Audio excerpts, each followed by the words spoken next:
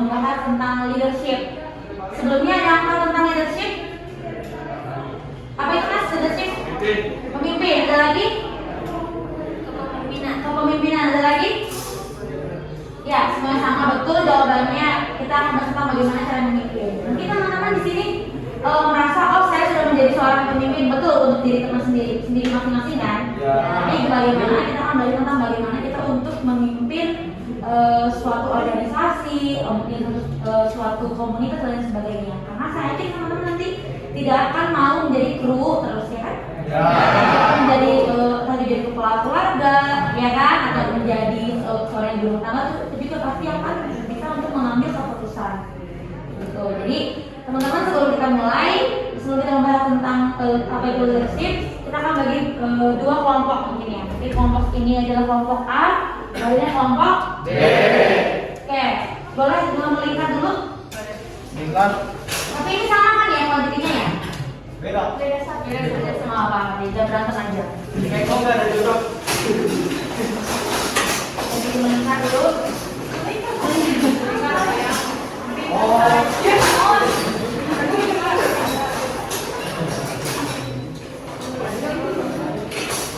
Oke, teman-teman saya akan kasih waktu 5 menit untuk membahas diskusi ya. Jadi antar kelompoknya ini kelompok A dan ini kelompok B. Diskusi bagaimana misalnya teman-teman saya kalau menjadi seorang pemimpin itu tuh bisa dari banyak sharing ke yang lain. Saya kalau menjadi seorang pemimpin itu tuh masih kurang ini gitu. Tapi kalau kamu gimana? Jadi sharing aja. Saya akan kasih 5 menit. Nanti akan ada jubirnya atau jurubicaranya mempresentasikan ke depan. Lalu nanti akan diskusi lagi sama kelompok yang berikutnya. Oke, silakan. Pemimpin adalah orang yang ada dua kan? Kalau pemimpin itu orang yang bisa yang menangkap jawab dan juga merangkul anggotanya.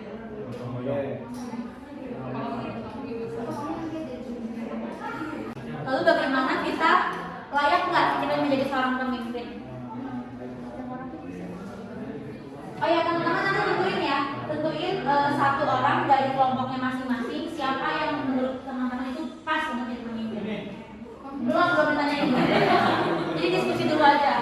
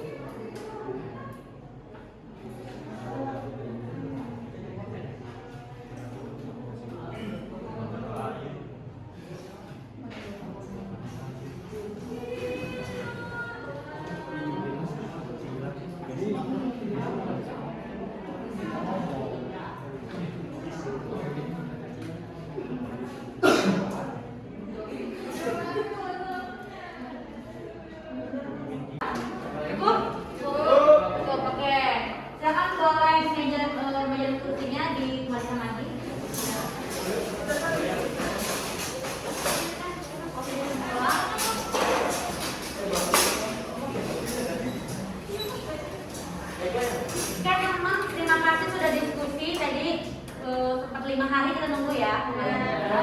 Ini ada kelompok A dan kelompok B. Oke, diskusinya teman-teman saya mau tanya satu pertanyaan dulu sebelum kita mulai ke diskusi hasil diskusi yang tadi. Teman-teman boleh tutup mata semuanya. Saya mau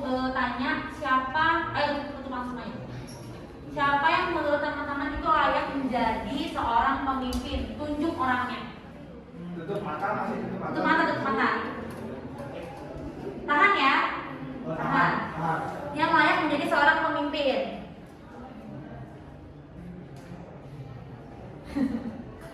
Oke, boleh dibuka?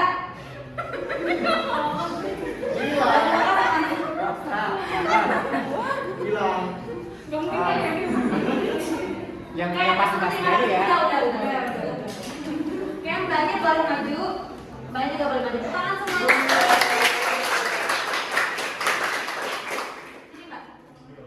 Ini adalah pemimpin dari teman-teman sendiri ya. Ketua kelompoknya. Boleh memperkenalkan diri terlebih dahulu? Terima kasih atas waktu dan tempatnya. Perkenalkan, nama saya Veronica Maurianti Sibagarian, asal dari Karawang. Sudah mengikuti training selama hari ke-7. Tujuh, Mbak Veronica dari Karawang. Iya. Oke, silakan. Baik, terima kasih Kak. Saya Rosita Sri Rahayu dari Karawang. Saya sudah mengikuti training sekitar 2 hari. Sama ya, iyalah satu kelas.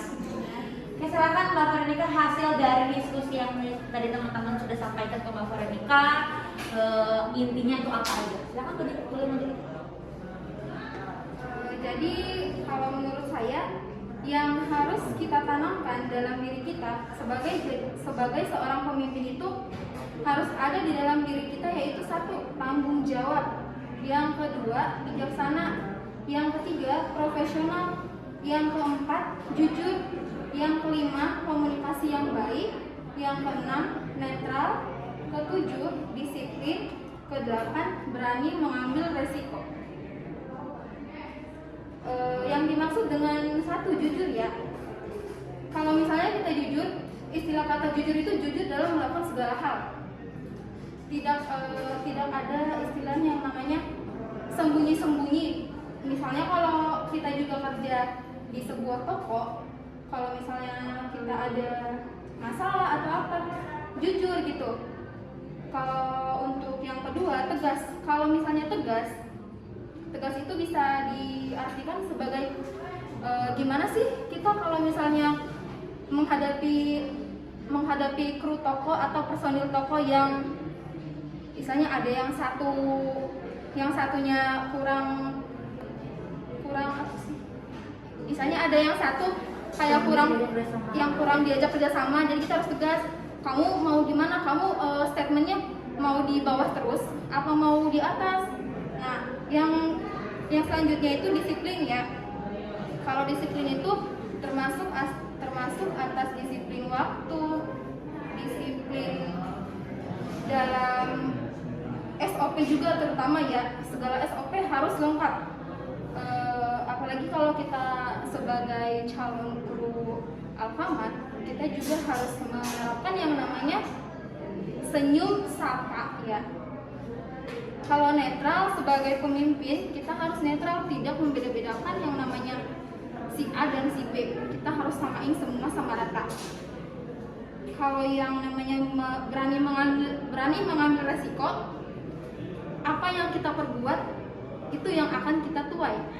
Jadi misalnya kita mengambil yang ini, ya kita harus bisa terima resikonya. Kita mengambil jalan yang A, bisa juga terima resikonya. Jadi harus berani ya dalam bertanggung jawab dalam mengambil resiko. Kalau untuk bijaksana juga dalam melakukan segala hal. Tidak ada istilah namanya saya pemimpin toko nih, saya udah daripada ngurus sana ngurus sini, mending saya urus diri sendiri aja. Bukan ya. Kalau yang dimaksud bijaksana itu ya harus keluarkan, tampilkan yang ada di diri kita. Gimana sih kita sebagai pemimpin, harus bijaksana nggak gitu ya. Terus untuk yang komunikasi yang baik, itu yang paling penting. Kita sebagai pemimpin toko atau pemimpin dalam hal segala apapun itu ya, kita harus berkomunikasi yang baik. Cara tuturnya, cara sapanya, cara misalnya ya jangan misalnya kalau umur saya lebih, misalnya saya calon kru ya, saya kru, umur saya lebih tua dan pemimpin tokonya lebih muda, saya panggilnya A, Teh, nggak boleh ya. Kalau panggilnya itu sesuai, kalau dia laki-laki ya bapak, kalau dia perempuan ya ibu, jangan sama ratain. Baik, sekian persentase dari saya. Persentase yang dimaksudnya itu pemimpin. Terima kasih.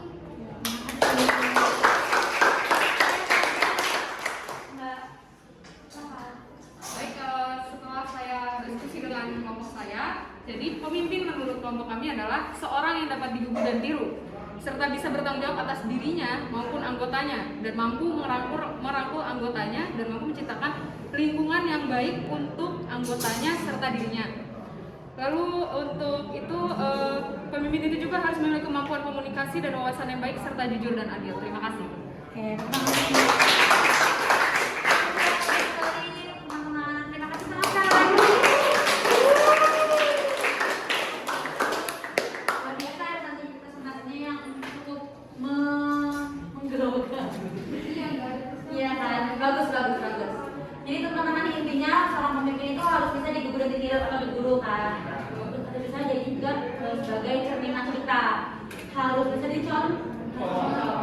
Kalau misalnya seorang pemimpin aja nggak bisa dicontoh, buat apa dia menjadi seorang pemimpin? Oke teman-teman, kita akan bahas bagaimana apa yang namanya leadership is an education, not disposition. Jadi artinya ini seorang pemimpin itu bukan karena posisinya dia sebagai pemimpin, tapi walaupun dia sebagai kru atau dia grade paling rendah pun, atau mungkin dia sorry to say dia office boy, tapi dia itu kalau sudah menjadi seorang pemimpin itu karena sudah menjadi actionnya seperti itu. Jadi bukan karena dia seorang, bahkan seorang pemimpin pun kalau sudah jabatan misalnya sudah menjadi ketua kah, atau koordinator kah, atau orang manajer, tapi kalau misalnya dia belum bisa mengambil alih actionnya itu sebagai seorang pemimpin, itu belum bisa dikatakan sebagai pemimpin. Cuma jabatannya aja yang jadi pemimpin. Gitu. Oke, boleh dibacakan Mbak Dewi? Ya. Silakan Kak. Mau dibacakan? Nilai seorang pemimpin atau leader bukanlah ditentukan oleh hasil yang dicapai secara pribadi, melainkan oleh kemampuan untuk mencapai hasil dari pihak yang berada di bawah pengawasannya dan pengaruh yang dipancarkan kepada orang-orang atau pihak-pihak yang berhubungan dengannya. Oke, nilai seorang pemimpin adalah leader, bukanlah ditentukan oleh hasil yang dicapai secara pribadi, melainkan proses kemampuan untuk mencapai hasil dari pihak yang berada di bawah. Perusahaan tanpa karyawan bisa jalan nggak? Karyawan tanpa perusahaan bisa jalan nggak? Nah, ini namanya nilai seorang pemimpin. Gitu. Jadi teman-teman, banyak juga yang sudah menjadi seorang pemimpin itu belum bisa menjadi seorang pemimpin. Kenapa? Karena mereka atau oknum tersebut itu kurang menghargai prosesnya, cuma mau hasilnya aja. Nah, itu biasanya terjadi di kota-kota besar. Gitu tuh. Dia cuma mau, saya mau hasil ini ya sekarang juga, tapi dia nggak tahu proses seperti apa, dia nggak mau tahu nanti bagaimana. Padahal sebenarnya teman-teman, seorang pemimpin itu harus bisa menjadi yang terbawah, terendah dan teratas juga. Kenapa? Kalau kita otomatis menjadi seorang pemimpin tanpa tahu bagaimana menjadi seorang bawahan itu akan susah teman-teman. Dia nggak akan pernah tahu gimana rasanya jadi orang bawahan. Makanya ketika teman-teman mungkin punya usaha, itu teman-teman harus bisa juga menjadi karyawan terlebih dahulu, biar tahu rasanya kayak gimana. Dia harus bisa memanusiakan manusia. Oke, ini adalah definisi dari leadership atau kepemimpinan. Kepemimpinan adalah suatu proses mempengaruhi orang lain untuk mencapai tujuan yang ditetapkan. Karena itu adalah mempunyai wewenang untuk kepemimpinan atau mendelegasikan tugas. Mendelegasikan beda ya dengan menyuruh ya. Mendelegasikan itu berarti si pemimpin percaya sama teman-teman semuanya. Saya percaya sama kamu nih Mbak, saya percaya sama kamu nih Mas. Nah, tolong ya, ini datanya tolong diolah. Tolong ini saya titip toko ini ya selama shift 1 sama kamu. Saya titip ini ya. Itu teman-teman itu kan terbiasa menjadi seorang pemimpin. Karena sudah dipercaya sama si atasan teman-teman jadi akan lebih pede lagi. Terus juga lebih dihargai gitu. Terus karena juga penilaian terhadap teman-teman sendiri sih. Kenapa sih pemimpin itu percaya sama teman-teman? Karena dia melihat penilaian teman-teman itu bagus, makanya dia percaya. Dia bisa percaya sama teman-teman semuanya. Terus juga ada anggota yang kedua, anggota atau bawahan, membantu pemimpin sesuai dengan tugasnya. Sesuai dengan tugasnya. Jadi jangan terlalu berlebihan. Banyak juga yang saya mau caper sama pemimpin saya, tapi dia lupa sama tugasnya apa. Yang ada dimanfaatin nggak? Iya. Nah, jadi itu teman-teman harus kerja sewajarnya aja, sekenanya aja, sesuai dengan tugasnya aja, gitu. Terus juga ada yang namanya yang ketiga nih, visi dan tujuan serta target.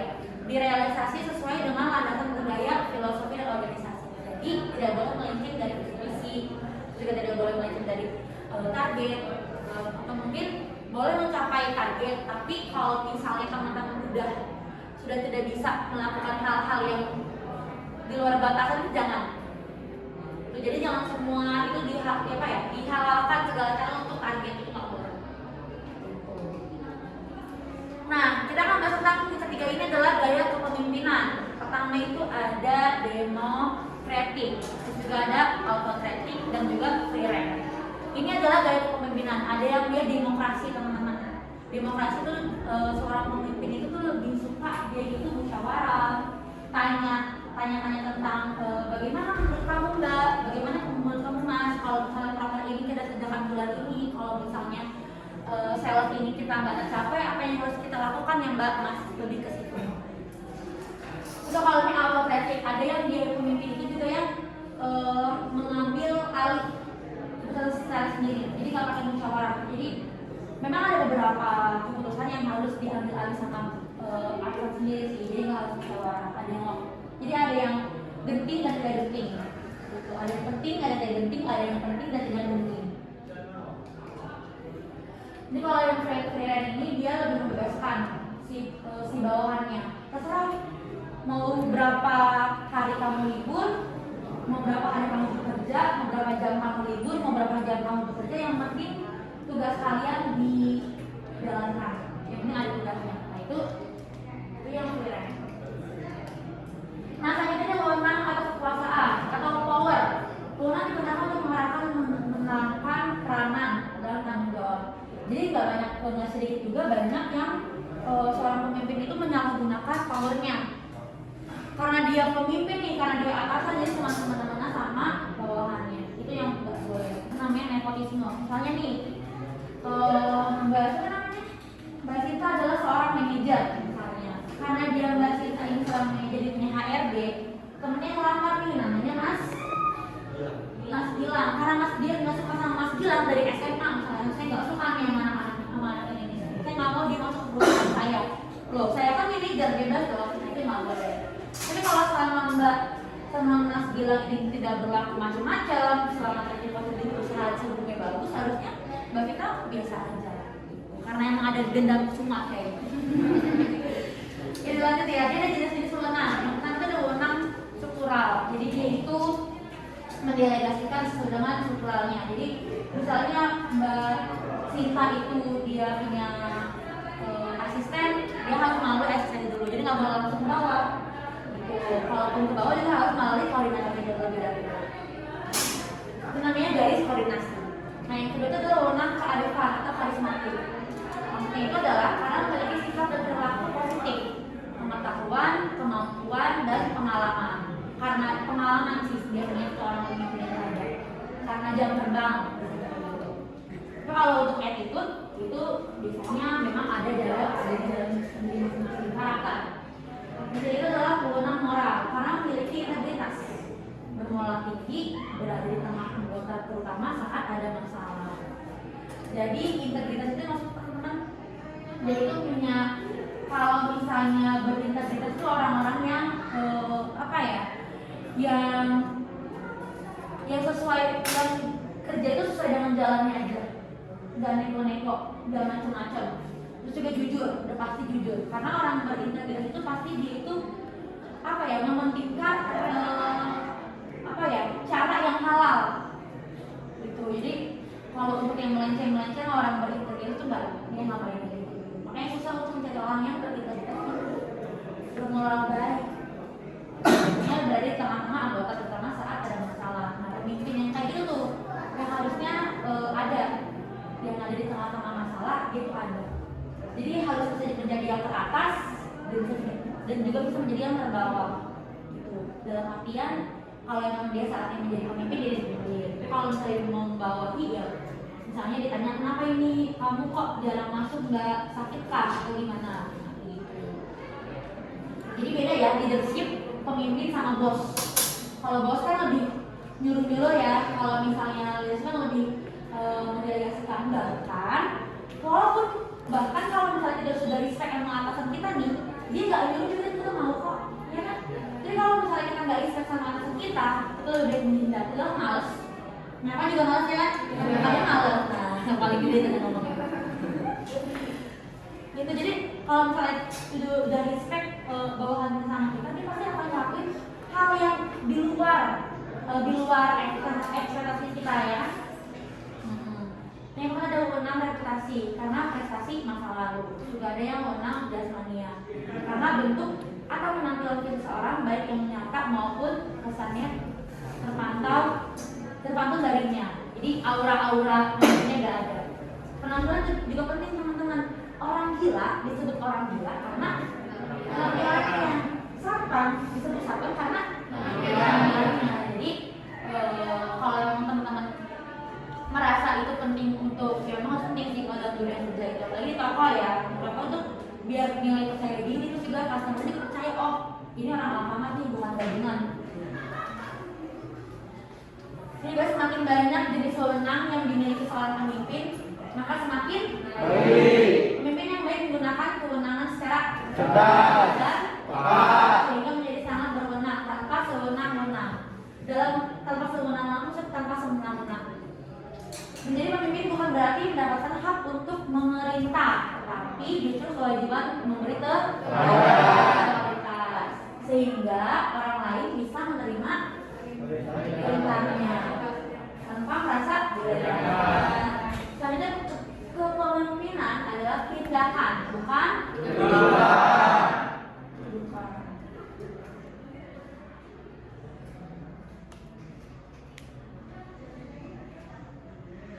Nah, ini ada pemimpin.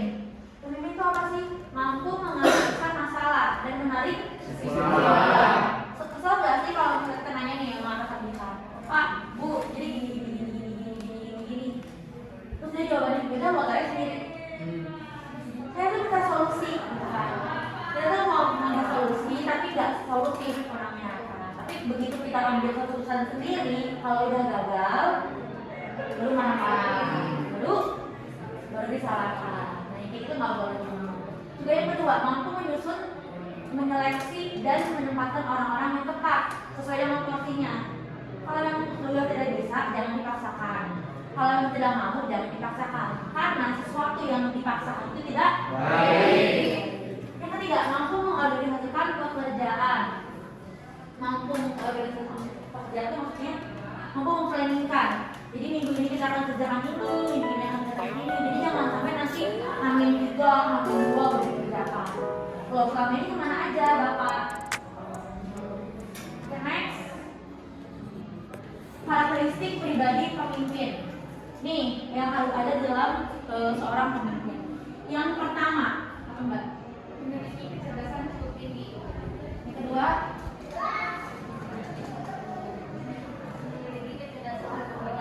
yang ketiga, memiliki kecakapan mendidik. yang keempat, Emosi terkendali. 5, Memiliki motivasi berprestasi. 6, Memiliki kepercayaan diri. 7. Memiliki ambisi. Mau teman-teman semuanya ada nggak di dalam sini? Nomor berapa kira-kira? Nggak deh, ini kan dari ke-7 nih. Dari ke-7 mbaknya ada berapa di dalam diri mbak sendiri? Atau 5 kah? 7? Saya semuanya nih, saya udah pemimpin banget ini. Saya kayak mau jadi calon jadi bupati aja. Berapa mbak kira-kira? 4. Kalau mbak? 5. Kamu mbak? 5 lagi kalau mbak? 4, 4. 2, 4, 6. 3 berarti. Bikin saya mikir ya. 6. 6, berarti hampir sempurna kan 7 kan semuanya. Kalau kamu Mas? 4. 6. 6. 7. 7. Semuanya berarti. Semuanya lucu juga. 6. Nah, kamu Mas? 4. 4. Oke. Yang lebih dominan, yang memiliki kecerdasan cukup tinggi. Coba, Cung. Yang menurut teman-teman, oh itu gua banget tuh. Memiliki kecerdasan cukup tinggi. Kayaknya banyak. Gak ada? Yang nomor 2, memiliki kecakapan berkomunikasi. Ini gak pilih tuh. Oke, tutup lagi. Yang ketiga, memiliki kecakapan mendidik. Mendidik. Keempat, emosi terkendali. Oh, terkendali ya. Laki-laki sudah benar-benar perempuan juga ya. Yang kelima, memiliki motivasi berprestasi. 1, 2, 3. Ini golput deh kayaknya enggak. Bukan ngacu-ngacu. Yang keenam, memiliki kepercayaan diri, ada nggak? Itu apa Mas? Udah ya. Yang 7, memiliki ambisi. Ambisi, anaknya ambisi banget kan? Oke, selanjutnya adalah pemimpin yang efektif. Yang pertama, pembuat keputusan. Seperti yang sudah ini yang harus ada benang merahnya. Kalau misalnya nggak ada keputusan nih, banyak diskusi, tapi nggak ada keputusannya sama aja. Yang ada cuma bikin mumet. Kan saya udah ngasih solusi, gini, tapi saya butuh kepastiannya. Iya. Yang kedua, pengarah, jadi mengarahkan si bawahannya. Nanti kamu kayak gini ya. Jadi kayak mapping gitu. Bahas kamu jadi tugas-tugas foksinya, tugas pokok dan fungsinya harus sesuai. Juga motivator ya, memotivasi, bukan dia bikin down kita. Ayo Kak, kamu pasti bisa, semangat ya, dikit lagi. Ayo apa yang perlu saya bantu? Bukan, ayo dong lama banget sih. Ini dong saya tunggu sampai jam 1 ya. Ayo kenapa lama banget sih? Dia harus bertanya, dia nggak tahu prosesnya kayak gimana sih, gitu kan? Kita gondok ya. Terus juga inspirator, memberikan inspirasi. Kalau menurut saya sih gini Mbak, berbeda kayak gini. Tapi kalau misalnya menurut kamu di lapangan kayak gimana? Kalau saya sih dari kacamata saya sih gini Mas. Tapi kalau menurut kamu gimana? Kan lebih ada pencerahan ya, dibanding dia cuma marah-marah aja. Itulah sifat utama pemimpin. Yang pertama, harus berani mengambil keputusan sendiri secara tegas dan tepat. Tegas dan tepat. Jadi jangan labil. Di sini ada Libra. Ada Libra. Oh, saya juga Libra. Sebenarnya Libra itu, ini disclaimer ya. Libra itu tuh bukan labil atau bukan bukan bimbang. Tapi memang semuanya itu perlu dipertimbangkan, kan ya? Pembelaan. Nah, yang kedua harus berani menerima resiko sendiri. Harus tanggung jawab kalau misalnya kayak gitu. Jadi harus ada planningnya. Planning A tidak bisa, planning B tidak bisa, dan planning C mungkin bisa. Yang ketiga harus berani menerima tanggung jawab sendiri. Ingat, tanggung jawab sama sekali tidak boleh didelegasikan ke bawahan. Jadi saya nggak mau nanti karena saya salah, saya kasih aja ke bawahan saya dan nanti yang salah, itu nggak boleh. Karena kan punya tugasnya masing-masing. Kalau misalnya kayak gitu pemimpin berarti lempar batu sembunyi. Nah, teman-teman, kita sering keliru memahami pemimpin dengan kedudukannya, pangkat, serta jabatannya. Padahal kepemimpinan adalah mengenai diri kita sendiri. Setiap kita sesungguhnya adalah esensi tertinggi dari kepemimpinan adalah mencapai hidup yang damai dan bahagia. Kepemimpinan sebenarnya adalah seni menikmati hidup. Seni menikmati hidup. Itu poinnya. Seni sama ini udah menikmati hidup. Bersyukur. Masih bisa nafas gratis, ya kan? Masih bisa jalan, masih bisa ngobrol. Banyak di luar sana yang berusaha kayak kita. Yang kalau nafas aja tuh pakai oksigen, bayar. Nafas aja bayar, kita gratis. Keren banget kan? Kesimpulannya adalah, teman-teman, leadership adalah salah satu fungsi manajemen untuk mempengaruhi, mengarahkan, memotivasi, dan mengawasi orang lain untuk menyelesaikan menyelesaikan tugas-tugas yang telah dicanangkan, mencapai tujuan dan sasaran organisasi. Jadi begitu sudah dijalankan tetap diawasi. Walaupun sudah goals juga tetap harus dikasih apresiasi. Oke teman-teman, saya undang untuk bagi berdiri. Kita mau uji konsentrasi dulu. Masih pada konsentrasi apa enggak? Teman-teman, kalau saya bilang pagi, teman-teman tepuk satu, bisa? Bisa. Pagi, pagi. Kalau saya bilang siang, teman-teman tepuk 2 kali. Siang, siang, siang. Kalau saya bilang sore, teman-teman tepuk tangannya jangan berhenti. Sore. Kalau saya bilang malam, teman-teman tepuknya gini. Kan tidur, nggak boleh berisik, oke? Siap ya? Pagi, pagi, pagi, pagi, malam, malam, banyak juga. Oke, kita lagi malam, pagi, pagi, pagi, malam. Masih kalau konsentrasi. Malam, malam, sore.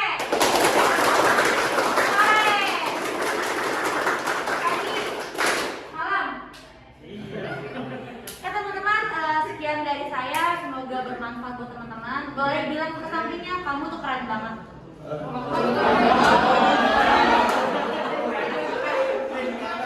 Ya, bilang sama-sama, aku keren, kamu keren. 1, 2, 3. Aku keren, kamu keren. Yang hari ini semoga bermanfaat. Saya ingin teman-teman menjadi seorang pemimpin itu nggak susah kok. Intinya teman-teman harus bisa untuk menyesuaikan diri, terus juga harus bisa menerima masukan. Karena kalau teman-teman keras, itu teman-teman akan susah untuk masuk kemana-mana. Gitu. Jadi kalau seorang pemimpin tuh harus bisa diberi masukan, harus bisa menyesuaikan juga dengan tempatnya. Oke teman-teman, terima kasih untuk hari ini. Semoga sehat selalu ya. Salam keluarga.